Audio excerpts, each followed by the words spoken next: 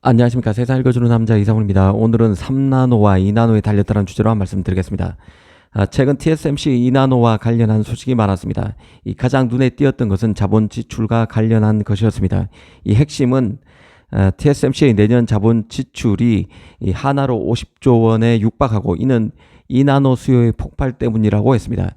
TSMC는 내년부터 2나노를 양산하는데요. 연간 자본 지출 증가율이 내년 같은 경우는 직전 연도 대비 13% 전후로 최고 수준이라는 것입니다. 일례로 그 TSMC 최대 고객 자리를 엔비디아의 내줄 위기에 직면한 애플이 조만간 자신의 AP 생산을 위해서 TSMC의 2나노에서 시범 생산에 돌입한다는 소식도 있었습니다. 2나노와 관련해서 범위를 넓혀보면 그 AP 분야에서는 안드로이드 진영을 대표하는 퀄컴이 내년 하반기 생산하는 자신의 스냅드래곤 8 5세대 AP 생산을 위해서 TSMC뿐만 아니라 삼성의 2나노에도 AP 프로토타입을 맡겼다는 소식도 계속 나오는 상황입니다. 최근에는 파운드리 성과가 부진한 삼성이 일본 AI 스타트업인 프리퍼드 네트워크스의 AI 칩을 2나노에서 수주했다는 소식도 공식 재확인해 줬습니다. 이 프리퍼드 네트워크스의 물량의 경우는 많다고 보긴 어렵죠. 스타트업이기 때문에 그렇습니다. 다만 삼성이 의미를 두는 부분은 엔비디아, AMD의 경쟁력 포인트로 그간 내세워왔던 AI 칩과 HBM을 모두 한 번에 납품하는 형태를 띠고 있다는 점에 있습니다. 일종의 턴키 수주를 이뤄낸 것이죠. 기존만 해도 프리퍼드 네트워크스는 TSMC를 파운드리 파트너로 활용했지만 2나노에서는 삼성으로 갈아탔습니다. 이 고객 입장에서 보면 삼성 2나노의 경우는 이미 3나노부터 적용된 게이트 올 어라운드를 안정적으로 꾸려 나갈 수 있는 기반을 갖췄다고 볼 여지가 있습니다. 또 대형사 중심으로 생산 라인을 배정해야만 하고 이용 가격도 비싸고 또 HBM 조달과도 무관한 TSMC보다는 리스크를 낮출 수 있는 삼성이 낫다는 판단을 했다고 볼 수 있습니다.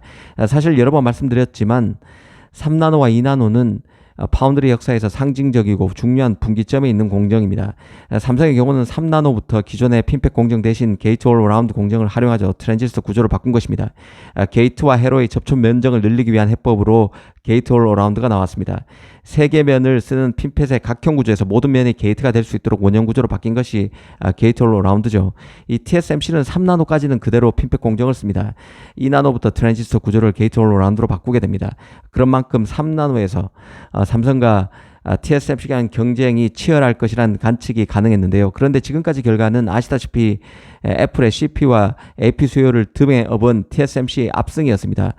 그리고 많은 AP 기업들이 TSMC만을 두들기고 있고 그리고 GPU 쪽에서도 모두 TSMC 3나노를 이용하고 있는 상황이기 때문에 현재로서는 더구나 또 인텔까지 합류한 상황이기 때문에 TSMC 압승이라고 할 수 있을 것입니다.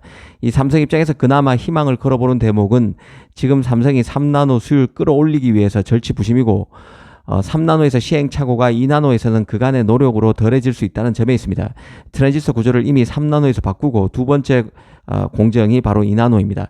퀄컴이 올 하반기에 만드는 자신의 스냅드래곤 8 4세대 AP 같은 경우는 안전한 핀팩 공정 TSMC 입장에서 마지막 핀팩 공정인 3나노에 전략 맡기면서도 2나노 칩인 스냅드래곤 8 5세대 AP는 삼성과 TSMC의 이원 수주하는 동시에 맡기려는 것도 이런 분기점에 놓인 3나노와 2나노의 공정 특징과 무관치 않다는 생각입니다. TSMC는 2나노부터 이제 첫 게이트 올 어라운드를 적용하게 되는데요.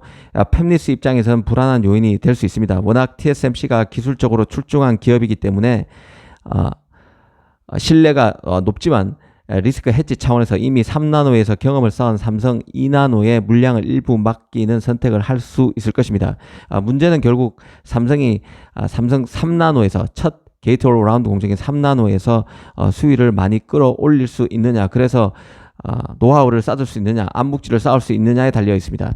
결국은 엑시노스 2500 생산을 통해서 절차 탁마의 기회를 잡을 수 있느냐, 아니면 수율 부진으로 엑시노스 2500 양산을 포기하느냐에 따라서 다음 공정인 2나노 승부도 결국 갈린다고 봅니다.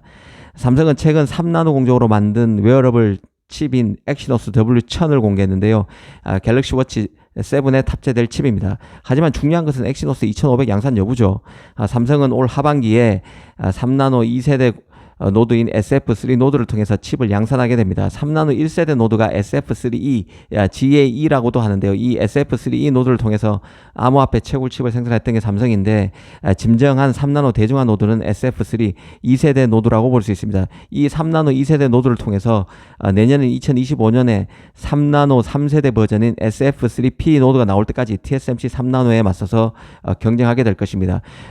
TSMC도 3나노 2세대 노드가 N3E인데요. 이 SF3와 N3E의 경쟁 구도라고 볼 수 있습니다.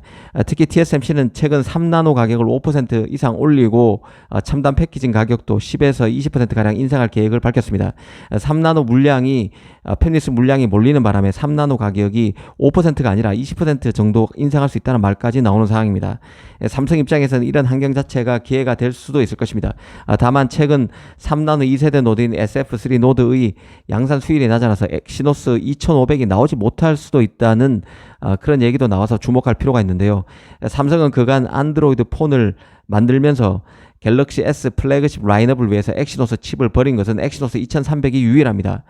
엑시노스 2400 같은 경우는 삼성 최초로 차세대 반도체 패키징 기술이라는 팬아웃 웨이퍼 레벨 패키징 방식에 적용돼서 호평받았습니다.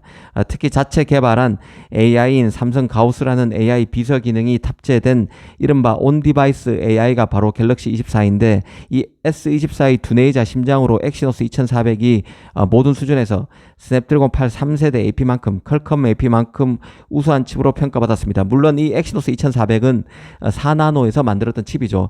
삼성 5나노와 4나노 수율은 최근 굉장히 수율이 올라왔다는 평가를 받고 있는데, 이 3나노 수율은 공식적으로 외부로부터 평가받은 적이 없기 때문에 지금 3나노 수율은 사실 베일에 쌓여 있는 상황입니다. 이 거밍치가 20%도 안 된다고 얘기했지만 최근에는 40%, 50%까지 올라와서 양산을 위한 마지노선이라는 60%에 근접해서 올 하반기 연말부터 양산이 가능할 것이라는 얘기도 나오는 상황인 만큼 3나노 수율은 매우 중요하다고 할 것입니다. 이 삼성은 그간 수차례 갤럭시만을 위한 AP를 지향한다고 밝혀왔었는데요. 삼성 입장에서는 퀄컴 탑재 비중을 줄이고 자체 AP인 엑시노스 비중을 늘리는 방향으로 갈 수밖에 없습니다. 삼성이 자신의 폰에 자신의 AP 탑재를 늘리는 것은 현실적으로도 매우 필요한데요. 이 작년에 삼성이 모바일 칩셋을 사들이는데 들어간 돈만 89억 달러입니다. 10조가 넘는 돈이죠. 사실상 스냅드래곤 AP를 사는데 쓴 돈이 거의 전부입니다.